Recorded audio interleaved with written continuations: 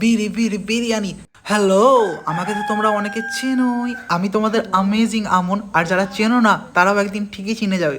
যাই বাবা, ভাট না বকে চলো কাজের দিকে যা যাক। সো আজকে আমি যেহেতু বিরিয়ানি করবো, তাই বিরিয়ানির বেরেস্তার জন্য প্রথমে পেঁয়াজটা ভেজে নিলাম, আর তার মধ্যে আমি দিয়ে দিয়েছি চিনি। এরপরে সেই কড়াই আমি আলুর মধ্যে লবণ, হলুদ গুঁড়ো, লঙ্কার গুঁড়ো দেওয়ার পরে সেটা মাখিয়ে আলুগুলো ভেজে নিলাম। আলুগুলো লাল লাল করে ভাজার পরে তুলে নিলাম। এরপরে আমি মাংসের মধ্যে লবণ, হলুদ গুঁড়ো, লঙ্কার গুঁড়ো, আদা রসুনের পেস্ট দিয়ে যে কড়াইয়ে আলু ভেজেছিলাম সেই কড়াই মাংসটা ভেজে নেবো। মাংসটা ভাজার সময় আমি বিরিয়ানি রাইসটা জল দিয়ে ভিজিয়ে নিলাম। বিরিয়ানি রাইস হচ্ছে ইন্ডিয়ান গেট চাল।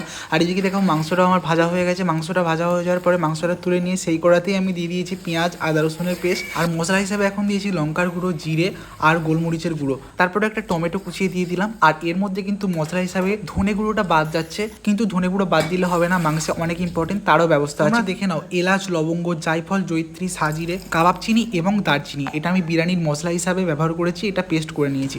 এবার বলি ধনের কথাটা। ধনে গুঁড়ো আমাদের বাড়িতে শেষ হয়ে গেছিলো, তাই মাংসে যেহেতু জল দিতেই হবে, তাই গরম জল করার সময় গোটা ধনে দিয়ে দিয়েছিলাম। ধনে গুঁড়োর ফ্লেভারটা তাই মাংসে ঠিকই চলে এলো। এরপরে আমি মাংসের মধ্যে ভেজে রাখা আলু আর একটু বিরিয়ানির মশলা দিয়ে দিয়েছি। এবার গরম জল আমি আগেই করে নিয়েছি, তার মধ্যে রাইস দিয়ে নাড়তে থাকো।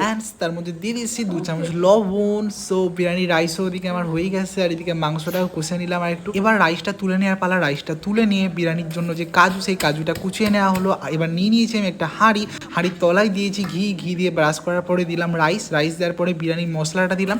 বিরিয়ানির পেঁয়াজের যে বেরেস্তাটা রেডি করেছিলাম, বেরেস্তাটাও দিয়ে দিলাম। এরপরে দিয়ে দিলাম কিশমিশ দেওয়ার পরে আমি দিয়ে দিচ্ছি কাজু কুচি, যেটা আমি কুচাই নিয়েছিলাম। কাজু কুচি দেওয়ার পরে এবার দেওয়ার পালা বিরিয়ানির মাংসটা, যেটা আমি এতক্ষণ ধরে রেডি করেছি। মাংস আর আলুর ওপরে আমি দিয়ে দিলাম রাইস। এরপরে আমি তোমাদের একটা ইম্পর্টেন্স জিনিস দেখাই বিরিয়ানির। সো গরুর দুধের মধ্যে আমি গোলাপ জল, কেওড়া জল, মিঠা আতর, কনডেন্স মিল্ক দিয়ে নাড়িয়ে নেওয়ার পরে এর মধ্যে আমি দিয়েছি আবার গুঁড়ো দুধ। সো গাইস, এটা বিরিয়ানির টেস্টের জন্য অনেক বড় ভূমিকা নেবে। দুধটা আমি ভালো করে চাড়িয়ে পুরো রাইসটার উপরে দিয়ে দিলাম।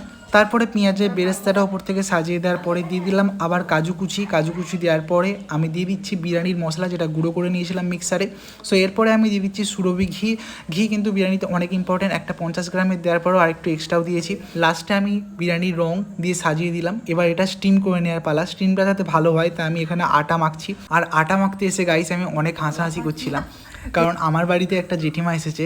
সে জেঠিমা জানেই না যে আটাটা আমি বিরিয়ানির স্টিমের জন্য ব্যবহার করছি। ও ভেবেছে আমি বিরিয়ানির ভেতরে আটাটা দেবো। যাই হোক গাইস, আমি 30 মিনিট স্টিমে রেখে দিয়েছিলাম। এবার চলো guys, biryani ready. Are you excited? Oh my god, কি কালার ঝরে ঝরে পড়ছে। আমি আমার এক প্লেট তুলে নিলাম। যেসব ছেলে মেয়েরা বিরিয়ানি খেতে ভালোবাসে অবশ্যই এই প্রসেসে একবার বিরিয়ানি ট্রাই করবে। যদি বাড়িতেও না বানাতে পারো তাহলে আমার বাড়ি চলে আসবে, আর যদি না আমার বাড়ি আসতে পারো আর কিছু বলার নেই, কিনেই খাবে।